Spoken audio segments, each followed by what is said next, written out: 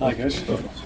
You look at the performances of Jadon Shaqiri, who's absolutely, arguably having his best season since he's been here, and that's as a consequence of the shape and the position of him in the team and within the structure of the team. So a number of the guys, I know Ryan Shawcross feels that three at the back is exactly what we need. We're not going to win every game if we make individual and collective errors. That's what's holding us back. That doesn't change whether or not you play four at the back, three at the back, six at the back. It's all about cutting those individual and collective errors out, and at the moment we're making them, and as a consequence conceding goals. So once we address that, which we certainly will, then we'll be fine, because performance levels are okay.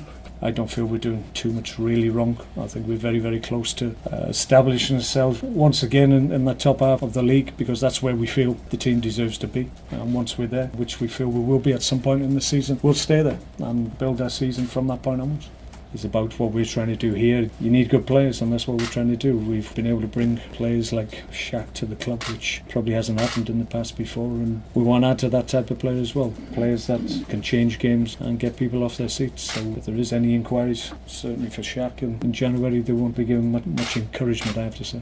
Because he's been around quite some time, I think people forget he's still a young man, he's still developing as a player. So we're reaping the benefits of that. He's more accustomed to the Premier League now, given his time here, and I think now he understands opposition teams, opposition players who's coming up against for the third, fourth, fifth time, so he understands their weaknesses so that he's able to exploit those players when he can. So it all comes from understanding the Premier League and understanding who you're going up against week in, week out, and he's got that knowledge now. So you align that with his undoubted ability and his form at the moment, and it's not a surprise really that he's doing well as he is doing, because he's a high quality player.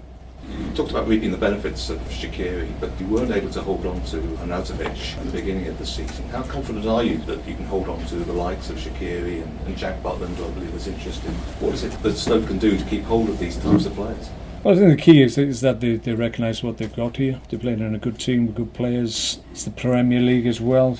Good players get obviously attention from the whole of Europe, not just the Premier League, so we understand that. But I think it's dependent on the player to a certain extent, and maybe the people that surround the players. Obviously in the summer when we allowed Marco to leave, when we felt we got the right price, then obviously we understood his intention and what he wanted to do in terms of staying or leaving, so it was quite clear to everybody that he wanted to leave. I don't get any sense of that from Jack or Shaq at the moment. Don't encourage it, don't expect it. So they'll get attention without a shadow of doubt, because they're good players, but it's a different situation to compare them like for like with Marco.